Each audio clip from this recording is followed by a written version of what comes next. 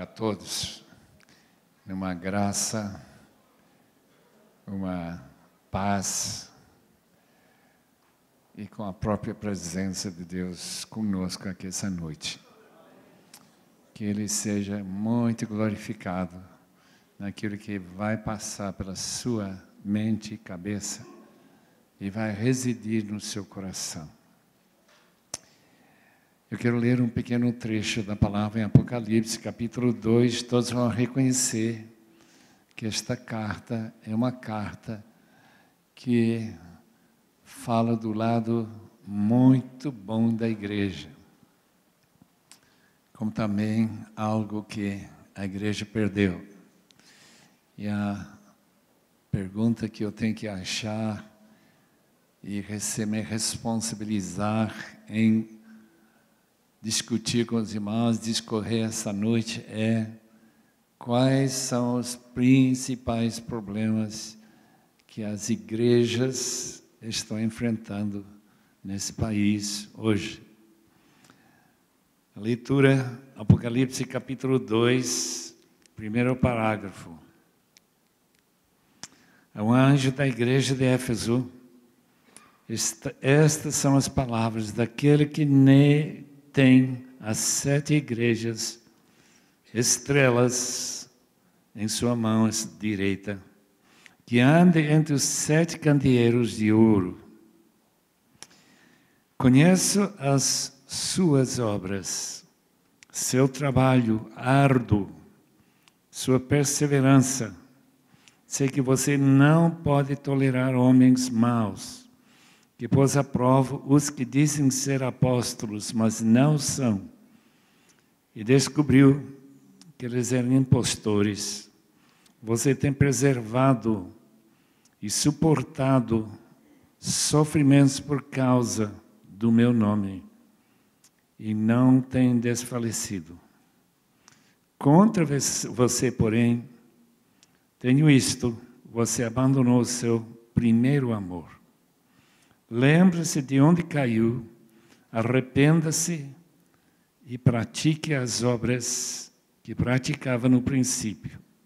Se não se arrepender, virei a você e tirarei o seu candelabro do lugar dele. Mas há uma coisa a seu favor: você odeia as práticas de nicolaítas, como eu também as odeio. Aquele que tem ouvidos, ouça o que o Espírito diz às igrejas. Ao vencedor darei o direito de comer da árvore da vida que está no paraíso de Deus. Senhor, se Tu tens alguma palavra para cada um de nós nesta noite, rogamos que Tu fales de uma maneira inconfundível com nossos próprios pensamentos. Que seja a Tua palavra, que seja Tua vontade, Teu desejo, Senhor, a fazer em nós o que sempre procuras fazer nos corações humanos. E nós Te agradeceremos de coração, em nome de Jesus. Amém. A igreja de Éfeso tinha apenas seus 40 anos quando esta carta foi escrita. E em 40 anos, a igreja tinha se tornado uma igreja que tinha rotina. Igrejas sempre criam rotinas. Isto é, maneiras de agir, de buscar ao Senhor, de orar, maneiras de glorificar a Deus. E nós percebemos que o Senhor Jesus apreciou bastante o que a igreja de Éfeso, que começou com esse grande avivamento, contado no capítulo 19 de Atos, em que o poder de Deus se manifestou de uma forma tão extraordinária que os convertidos trouxeram nos seus livros de magia poderia chamar de livros do espiritismo da época, e queimaram em vez de vender, e um valor de 50.000 dracmas, que era muito dinheiro. Se fosse transformado em nosso dinheiro hoje, eu imagino que seria bem mais de 100.000 reais. E aqui está esta igreja, reconhecida pelo Senhor, como uma igreja com essa responsabilidade, com essa perseverança na fé, aquela igreja tão preocupada com ortodoxia, mas que tinha uma falha, um ponto de podridão, que era que esse primeiro amor tinha desaparecido, evaporado, simplesmente desapareceu. Portanto, se há um problema na sua igreja, querido irmão, que precisa ser examinado por nós nesta noite, e nós não temos essa capacidade de examinar uma igreja que nós não conhecemos, mas de avaliar se de fato a sua igreja tem perdido esse entusiasmo, esse modo de servir ao Senhor, adorar o Senhor com muito amor. Amor é tão diferente da religiosidade. Religiosidade é o que o Brasil se torna conhecido mundialmente. É um país religioso. Por que que o Papa chegou aqui? Por que que houve essa multidão de pessoas que apareceram? Por que que essas igrejas que surgem do nada e logo estão com milhões de membros? Por causa da religiosidade. E religiosidade facilmente se confunde com amor ao Senhor, que nós sempre estamos falando e repetindo o seu nome, nosso Senhor Jesus. Portanto, ao falar sobre esses problemas, saibam que eu não estou criticando ninguém. Eu não conheço suas igrejas, Deus que sabe. Apenas esta pergunta: examine diante da palavra de Deus se sua igreja está cumprindo, de fato, sua missão de espalhar e criar naqueles que frequentam sua igreja um verdadeiro amor pelo Senhor. O Peter Lord veio para CEPAL para fazer uma pergunta para nós que realmente criou muita dúvida. Qual foi o pior pecado que você tem cometido nesses últimos 8 dias? E ninguém podia lembrar nenhum pecado, provavelmente, eu não sei se houve uma pessoa ou outra que lembrou de algum pecado grave, mas ninguém lembrava de pecado grave. Daí ele esclareceu que o pior pecado é quebrar o mais importante mandamento da Bíblia. Amarás o Senhor teu Deus de todo o teu coração. E não há ninguém aqui, e nem ali no CEPAL, que amava a Deus de todo o seu coração. Muito menos eu. O primeiro problema que eu quero mencionar, e tem sido reconhecido pelo pastor Michel e outros que estão me ouvindo, é a necessidade de pregar a palavra. Essa é fundamental. Paulo, falando para os colossenses, nós o proclamamos, Cristo em vós, a esperança da glória, nós o proclamamos e advertimos a todo homem, ensinando a todo homem com toda a sabedoria, para apresentar todo homem perfeito em Cristo. Uma vez eu falei com um dos chefes da Associação Billy Graham, ele me falou que esse versículo, Colossenses 1:28, é uma espécie de lema da própria associação. Nós proclamamos a Cristo, nós ensinamos advertindo, sempre com a mesma intenção de apresentar todo homem, toda mulher, toda criança, perfeito em Cristo. Não é sem pecado, mas uma pessoa que realmente ama a Deus de todo o seu coração. Pregue a palavra, é a ordem de Paulo para Timóteo, mas o que ele queria dizer com isso? Ele queria dizer que quando se abre a Bíblia e começa a expor um texto da palavra, que seja uma exposição da palavra e não do seu próprio pensamento.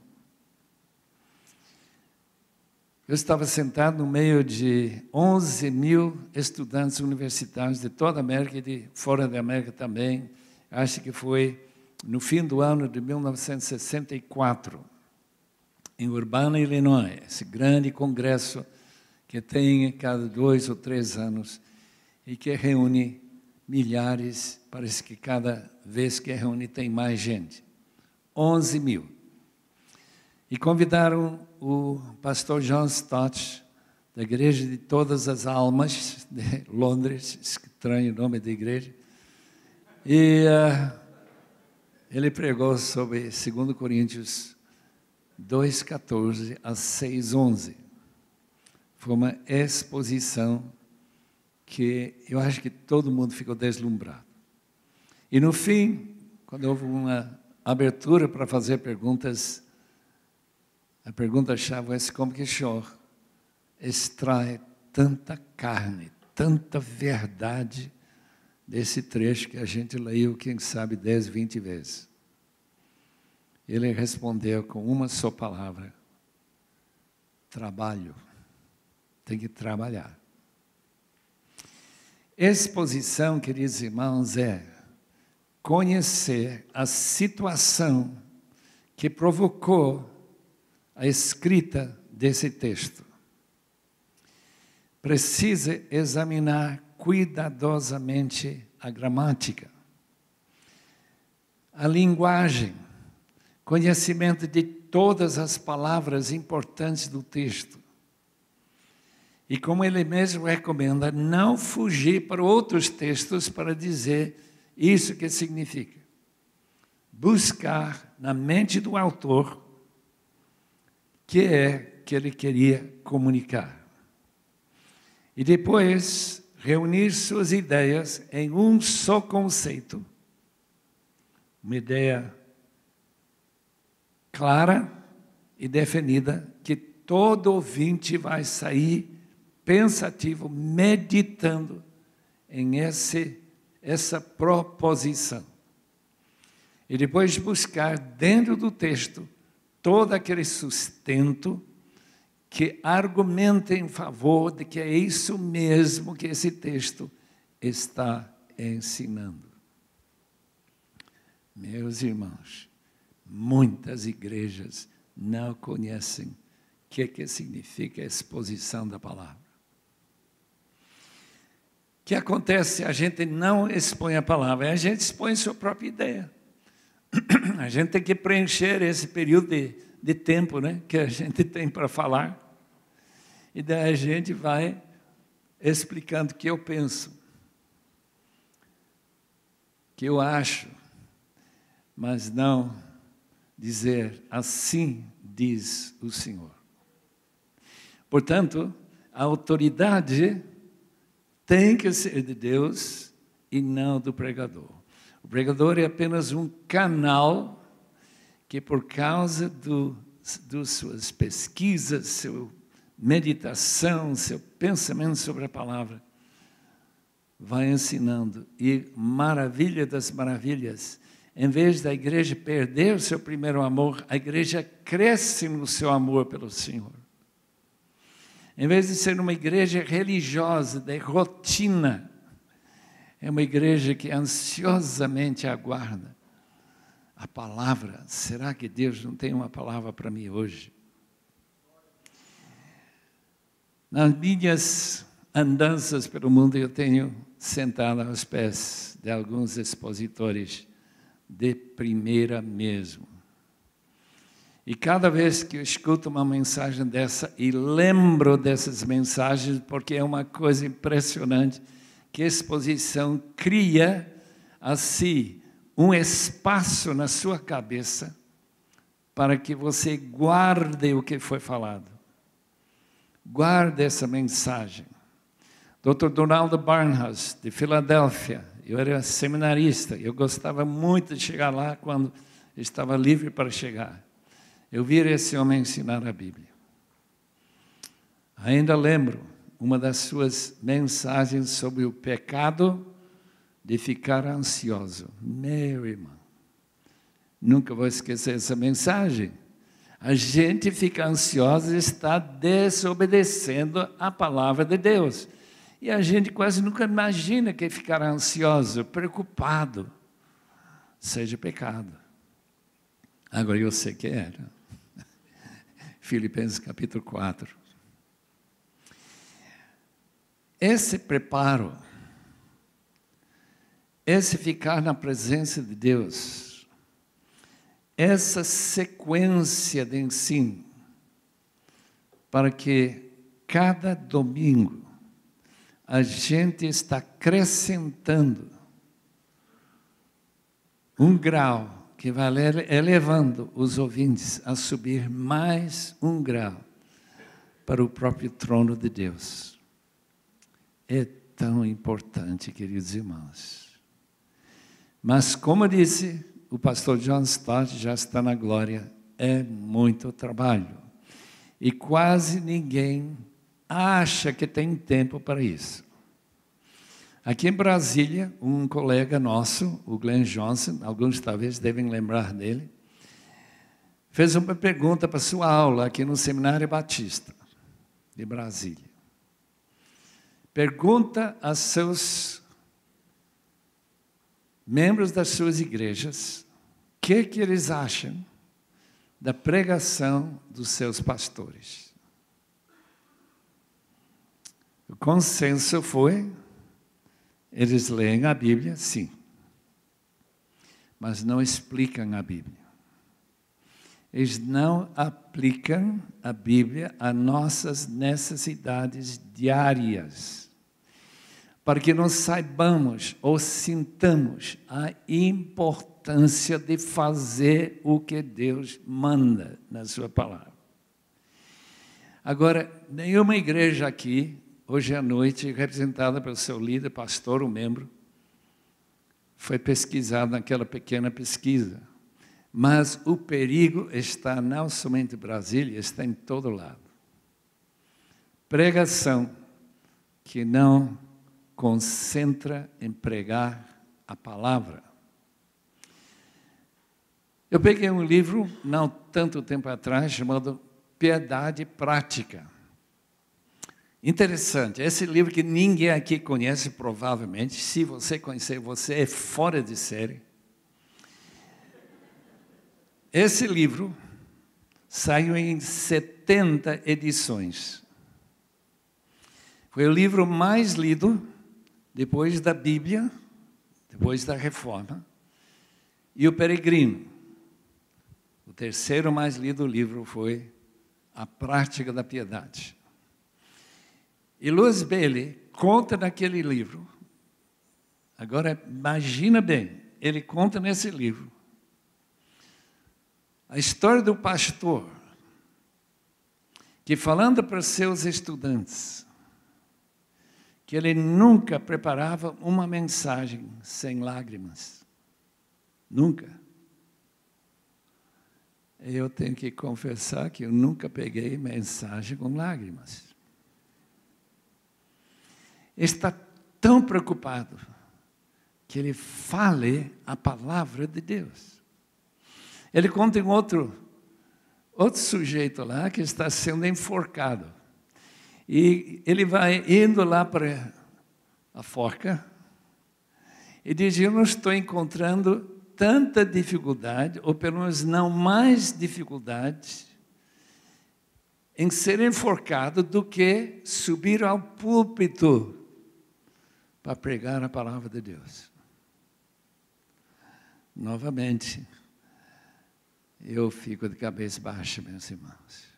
Quanta vez nós banalizamos a palavra porque não é tão importante para nós como era para aqueles antigos homens de Deus, porque esse livro foi escrito no século XVII, e durante 200 anos foi um verdadeiro best-seller. Bem, já falei bastante, vamos para frente. Segundo problema, compromisso dos membros.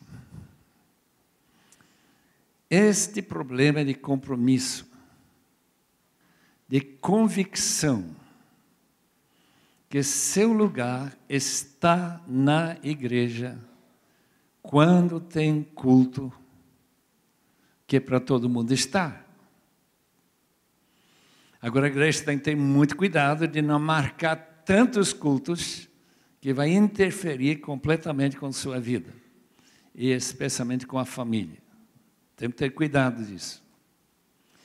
Mas 2 ou 3 vezes por semana não é demais, na minha opinião, para uma igreja reunir os seus membros para eles estarem juntos, comprometidos, para juntamente estar na presença de Deus. E o interessante é que alguma igreja em que a palavra é pregada com tanta unção e poder, quando o ensino é como a do Albert Martin, eu falei com ele alguns anos atrás, ele estava pastoreando uma igreja em New Jersey, e ele pediu que eu passasse o dia com ele. Diz, como que o senhor tem tempo? É porque a minha igreja me liberta para gastar todo o meu tempo orando e preparando. Eu tenho 12 homens que podem fazer tudo o que eu faço fora da pregação. Quando os seus membros foram para um desses eventos em que todo mundo ficou deslumbrado, do Larry Coy, não sei se lembra dele, do Bill Gothard, e que reúne uns 20 mil pessoas para falar sobre conflitos da juventude e tudo isso, aqui no Brasil, em 1971, foi uma coisa que alvoroçou todo o Brasil quase. Ele chega lá e volta, o que vocês aprenderam? Não aprendemos nada, o Senhor já tinha ensinado tudo para nós. Glória a Deus. Compromisso. Cada vez mais brasileiros estão se tornando cristãos nominais. Os irmãos sabem o que é isso? Católico nominal, evangélico nominal. Isto é uma pessoa que IBGE conta como evangélico, mas que não tem compromisso com Jesus e nem com a igreja. São apenas pessoas que esperam que quando chega o dia de juízo final, eles vão poder entrar no céu, mesmo que eles não se importaram muito em chegar lá. E, portanto, eu acho que é bom pensar muito com seu compromisso. Os descompromissados são aqueles que escandalizam a igreja, escandalizam o próprio Senhor, que se separam de seus cônjuges e que a gente nunca pode contar com eles. Eu estava pastoreando em São Paulo, veio um casal de Bruxelas, é uma igreja de estrangeiros, portanto é interessante ter esse casal. E eles me falaram, lá em Bruxelas nós trabalhamos muito, estamos cansados. Então, o senhor não deve contar muito conosco, que é verdade, eu não podia contar com eles mesmo. Se eles apareceram uma vez por mês, já era muito. Meus irmãos, como que uma pessoa cansa de buscar ao Senhor? Só se tiver perdido, ou tivesse perdido, seu amor pelo Senhor, somente. Muito bem, já fomos desafiados muito fortemente hoje com nosso irmão, pastor Cleiton, para o cumprimento da grande comissão. A grande comissão é: toda a autoridade me foi dada nos céus e na terra. Toda a autoridade divina do Pai passa para o Filho. Mateus 28, versículo 18. O que diz o versículo 19? Portanto, por essa razão, por causa da minha suprema autoridade e de fazer discípulos de todas as etnias, ensinando-os a guardar tudo o que eu vos tenho ensinado.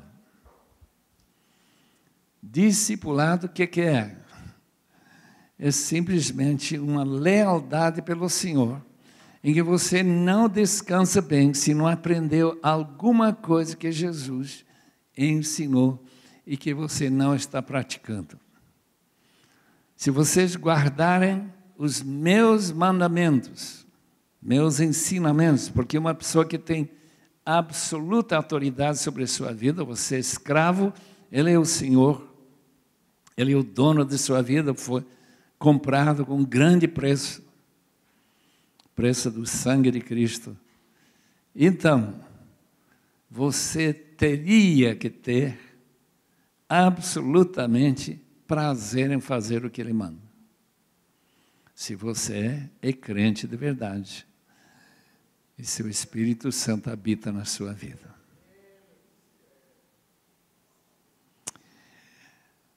Missões. 1993, nós tivemos um grande congresso sobre missões, primeiro congresso que eu lembro, em Caxambu, Minas Gerais. Eu lembro muito bem que foi divulgado que os crentes brasileiros dão R$1,30 por ano para missões. Grande sacrifício, irmãos. Um sacrifício tremendo. Tenta imaginar, irmãos, o que é isso para Deus que diz que prioridade é ir de fazer discípulos de todas as nações. Quantas nações ainda tem para alcançar? Foi justamente aqui em Brasília que Deus levantou Ana Maria Costa e a MIDI, justamente para preparar obreiros para chegar nesses povos ainda não tocados por nenhuma palavra do Evangelho. Eu sei muito bem porque o povo não sente responsabilidade por uma etnia que você nunca ouviu falar. A razão é essa. Bem no fundo de nossas cabeças, existe uma ideia que se uma pessoa nunca ouviu falar de Cristo, Deus vai abrir a porta do céu para eles. Inferno não. Inferno é só para gente que vive no Distrito Federal. Porque eles têm acesso ao Evangelho. Eles simplesmente não vão seguir a Cristo, não vão se dar a Cristo porque não querem. Mas isso não é o que a Bíblia ensina. Que todos aqueles sem Cristo são sem desculpas. Veja capítulo 1 de Romanos e versículo 20. Indesculpáveis, porque o que Deus requer de você é claramente visto na sua revelação, na própria criação. Portanto, num trabalho de muita misericórdia, Amide e dezenas e milhares de missionários de outros países, alguns missionários brasileiros estão buscando estes povos e estão levando boas novas. O grande caso que a gente gosta muito de mencionar, Ronaldo Lidório entre os Concombas, no nordeste de Gana e oeste de Togo, na África, onde em pouco tempo Deus abriu os corações de milhares daqueles Concombas que hoje estão louvando a Deus, já tem o Novo Testamento na sua língua, que é uma coisa quase incrível, depois de ouvir esta manhã, que pode demorar 30 anos, eu sei que pode, mas nem sempre, especialmente quando tem uma pessoa tão capacitada como Ronaldo Lidório. Portanto, pelo menos estejamos orando. Eu fico pasmado quando escuto Valdemar de Carvalho, a doutora Bárbara, lá de João Pessoa, dizer: nossos candidatos se diminuem em vez de crescer. Porque em 1993 houve muita euforia. O Brasil vai mandar muitos missionários. Ainda não aconteceu. E nós precisamos fazer o que Jesus manda. Em Lucas capítulo 11, versículo 2, de orar para o Senhor da Seara, para que Ele mande obreiros para a sua seara, a sua colheita. Problema número 3. Problema de como tratamos pecado na igreja. Todos somos pecadores, só que a Bíblia separa alguns pecados e declara especificamente que pessoas que praticam esses pecados não vão entrar no reino de Deus. Eu vou ler o texto para os irmãos que estão duvidando, que acharam que todos os pecados são iguais diante de Deus. Porque se todos os pecados são iguais, eu não vou entrar também. Nem você.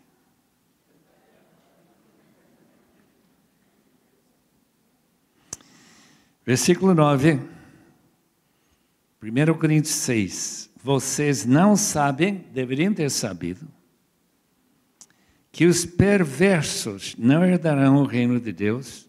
Não se deixem enganar, nem imorais, nem idólatras, nem adúlteros, nem homossexuais, passivos ou ativos, nem ladrões, nem avarentos, nem alcoólatras, nem caluniadores, nem trapaceiros herdarão o reino de Deus. Está na sua Bíblia também, irmãos, não é só esta Bíblia aqui.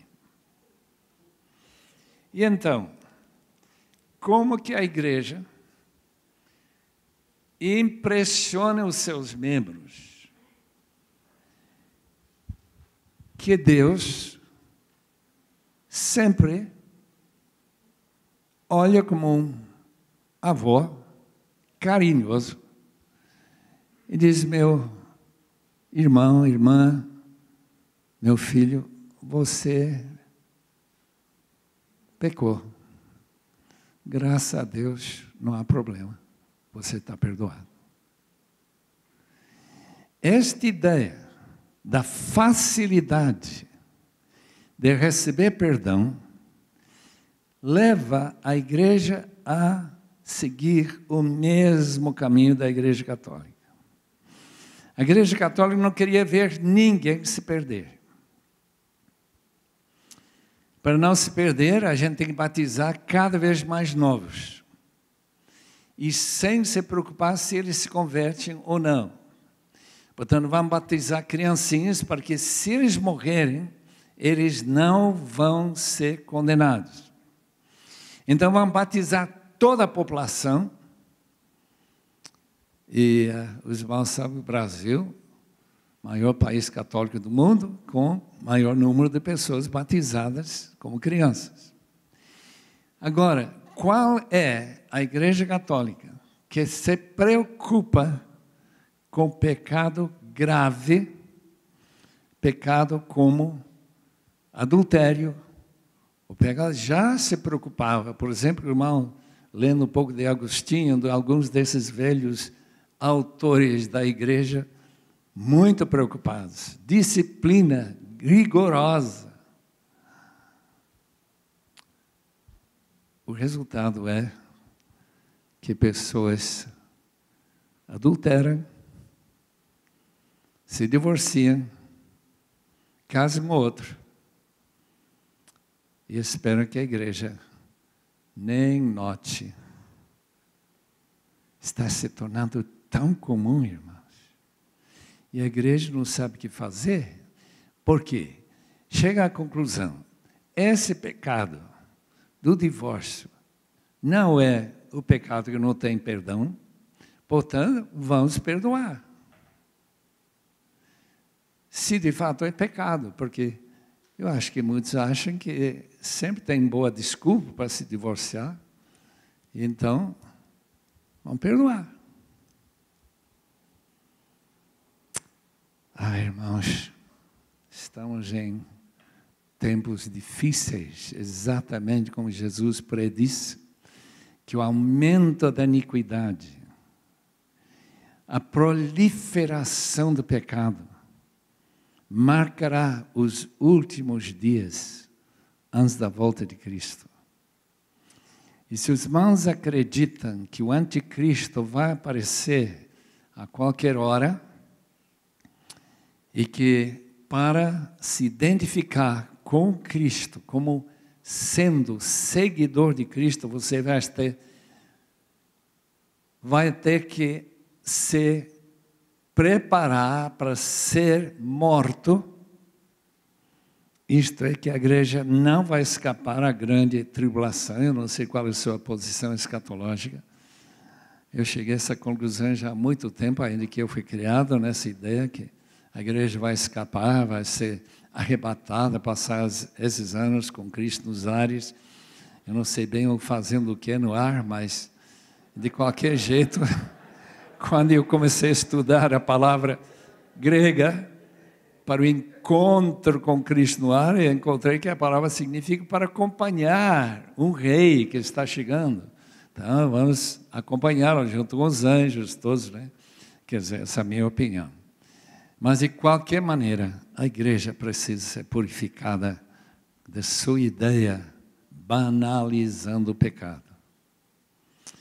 Pastor, líder de grupo pequeno, qualquer pessoa que aqui ensina a palavra, não banalize o pecado. Foi o pecado que levou Jesus à cruz.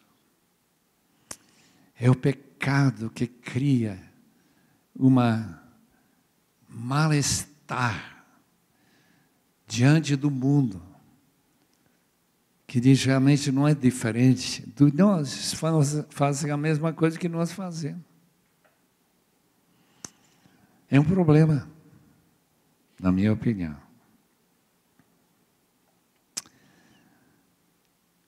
Claro, arrependimento é o caminho do perdão. E se nós confessarmos nossos pecados, Ele é fiel e justo para nos perdoar e nos purificar de toda essa banalização do pecado na nossa vida, para tornar sério. Esta tarde estivemos conversando um pouco sobre esse tema, né, de pecado, e uma moça me falou para mim, aqui no Distrito Federal, houve uma igreja em que uma moça se engravidou. Quando essa notícia chegou aos ouvidos do pastor, que eu conheço também, ele convidou aquela jovem a vir para frente da igreja e confessar seu pecado para todo mundo. E incrível foi a reação da própria igreja.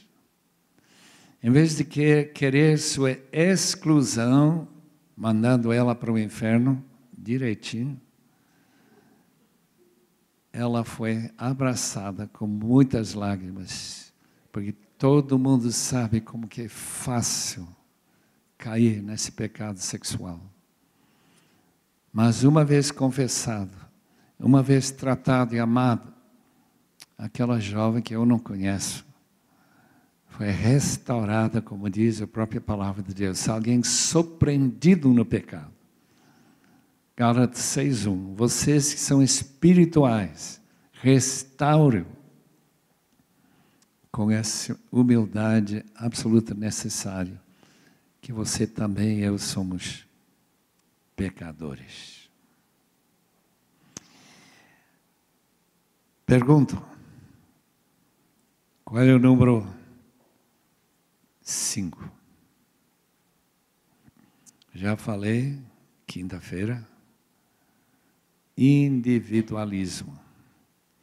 Individualismo é a natureza de nossa época. Nós todos queremos andar sozinhos. Portanto, nossa música, como já falei, em relação à adoração, eu e Deus. Eu realmente não preciso dos meus irmãos. A Bíblia é muito diferente. A Bíblia é que nós, ao aproximarmos de Jesus, fatalmente aproximamos de nossos irmãos e irmãs. De maneira que somos construídos numa casa, uma habitação para Deus, porque estamos interligados. E Paulo, escrevendo para a igreja de Corinto, que tinha se dividido não em indivíduos, mas em 4 grupos, diz: se alguém profanar o templo de Deus, que é o povo de Deus, a igreja é outro nome para a igreja, Deus destruirá essa pessoa. É muito grave, irmãos. Individualismo que não olha para seu irmão como responsabilidade. Caim não sentiu responsabilidade para Abel, e muitos de nós não sentimos a necessidade de ficar ao lado pelo menos de um grupo pequeno que nos amamos de todo o coração como irmãos em Cristo. Alguém escreveu: todos nós temos que olhar em 3 direções. Sempre 3 direções. Primeiro eu tenho que olhar para Jesus. 2 Coríntios 3:18. Contemplando Jesus, que foi citada por nosso irmão Ariovaldo, contemplando Jesus, nós somos transformados de glória em glória, como pelo Espírito de Deus. Agora, temos que olhar para dentro e ver se há alguma coisa. Sonda-me, Senhor, Salmo 139, versículo 21, 22, ou 23, 24, melhor. Se há alguma coisa que ofende ao meu Senhor, mas não posso omitir de olhar para os meus irmãos. Alguém que precisa de amizade, alguém que está em desespero por alguma razão, alguém que está faltando alguma coisa, uma necessidade. Nós somos um corpo, e se uma pessoa está sofrendo, então todos que fazem parte de um grupo pequeno, obviamente não é todos os membros da igreja de Brasília, que tem milhares de membros, a gente tem pelo menos um grupo em que a gente sente responsabilidade. Bem, quanto tempo os irmãos querem ficar aqui? Porque tem problema que não acaba mais.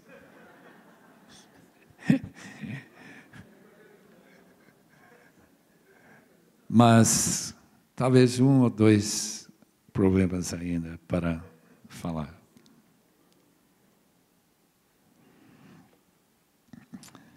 Problema de o líder que ama o dinheiro. Ama dinheiro.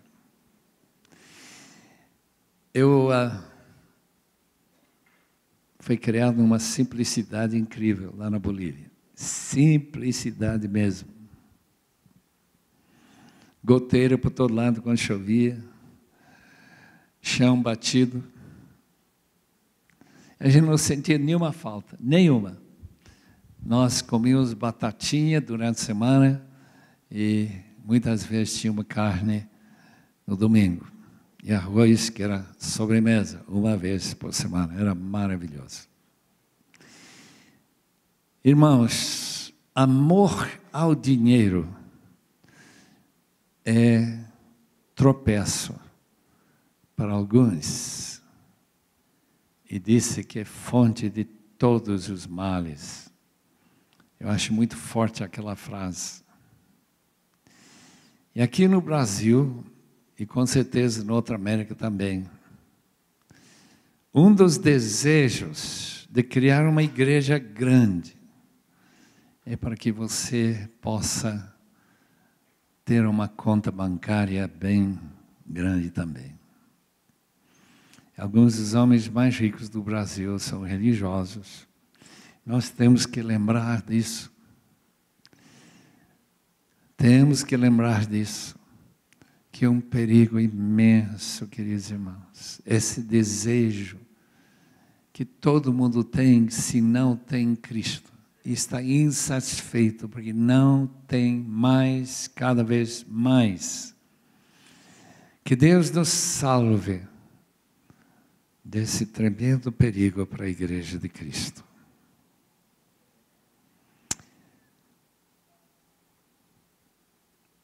A carta aos Coríntios separou os irmãos daquela cidade de Corinto, que Paulo gastou 18 meses pastoreando, em duas categorias: espirituais e carnais. Vocês vão lembrar que a palavra carnal não significa pessoas que não conhecem a Cristo. Onde que eles vivem como se não o conhecessem. O que Paulo não admitiria que uma pessoa se decida ser carnal. Que ele imagina que Deus não se preocupa com sua carnalidade. Isto é, daqueles obras da carne que os irmãos podem encontrar a lista em Gálatas 5 e versículo 18 a 20, ao 21. Todos aqueles problemas de relacionamentos, problemas de pornografia no lar, problemas de tentação, lascívia, impureza da mente, e assim por diante. Carnalidade. Paulo faz essa distinção porque, segundo eu entendo, é porque ele acha que aqueles irmãos são crianças. Ele usa essa palavra também, crianças. Por quê? Porque eles aparentemente não estão conscientes da maneira que Deus reage diante de sua carnalidade. Portanto, quando alguém chega ao pastor e pergunta: o que é que eu tenho que fazer para ser crente? E ele diz: mas por que está perguntando? Porque eu não quero ser crente bom, eu quero ser crente assim, normal. Estou pronto a pagar meu dízimo, Eu estou pronto a ir para a igreja, mas não quero ser crente bom. Eu quero saber o mínimo que tem que fazer para ser crente. E agora? Como que o irmão vai responder? Meu irmão, você não pode ser crente. A palavra de Deus ensina bem diferente. Hebreus, capítulo 12, versículo 14. Perseguir, quer dizer, correr atrás da santificação, sem a qual você não verá Deus. Esse é terrível, esse versículo. Porque se eu observo, primeiramente, em meu próprio coração, será que eu estou perseguindo a santidade ou a santificação? Será que eu estou pedindo, como John Stott me falou uma vez, eu estou pedindo a Deus que me enche do seu Espírito todo dia. Se você está cheio do Espírito, você está perseguindo a santificação. Portanto, se eu não quero ficar envergonhado, e capítulo 13 fala de pastores envergonhados no dia de juízo, porque por alguns membros da minha igreja não estão sendo admitidos no céu. Não é que eles vão ficar na periferia, na favela celestial. Não, eles não estão entrando mesmo. E que vergonha, ele é membro da minha igreja. Portanto, nós temos que ter maior cuidado. Richard Baxter, durante o ministério dele de 40 anos em Kidderminster, na Inglaterra, a cidade foi transformada de uma das piores cidades da Inglaterra para ser a mais santa cidade da Inglaterra. Só pelo ministério de um homem. Como é que ele conseguiu isso? Naturalmente com muita oração e muita pregação da palavra. Mas também pelo fato que todo ano 800 famílias passaram pela sua casa e ele indagava como que você está indo na sua vida nessa busca pela santificação. Portanto, irmãos, um problema é, se nós, como alguém me falou, acho que foi em Goiânia, eu quero uma igreja do povão. O que é isso? Povão. Muita gente. Mas não muitos discípulos. Eu quero uma igreja que contribui, mas e frequenta, né? Para contribuir tem que frequentar um pouco. Mas eu não estou muito preocupado com se eles vão entrar ou não. Vão ser aceitos pelo Senhor. Bem, como já dissemos, tem muitos outros problemas, mas eu estou muito a par. Quais são os problemas maiores da sua igreja? Eu lembro que Spurgeon, que tinha a maior igreja do mundo na época, há mais de 100 anos atrás, 300 pessoas orando para que a mensagem toque corações. Depois da sua pregação, única pessoa na história da igreja que pregando no domingo, a mesma mensagem seria vendida nas ruas de Nova York no dia seguinte. Com certeza baratinho. A mensagem de Spurgeon do dia anterior. Por quê? Porque já passou um cabo debaixo do oceano para levar pelo sistema telegráfico essa mensagem. Mas quando ele terminou de pregar, ele entrava no seu gabinete chorando, dizendo: Senhor, eu preguei tão mal. Tão mal. Que Deus nos abençoe, irmãos.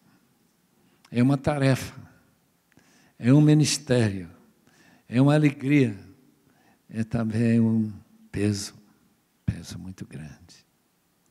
Senhor, muito obrigado pelas pessoas que compareceram, porque isso já mostra um desejo de conhecer melhor ao Senhor, de todos nós melhorarmos, de identificar quais são os problemas da nossa igreja, para que nós possamos trabalhar como um bom médico, trabalhar com aqueles fregueses, pacientes dele, para que todos fiquem curados, para que todos possam seguir ao Senhor Jesus. Para a glória dele te rogamos. Amém, Senhor.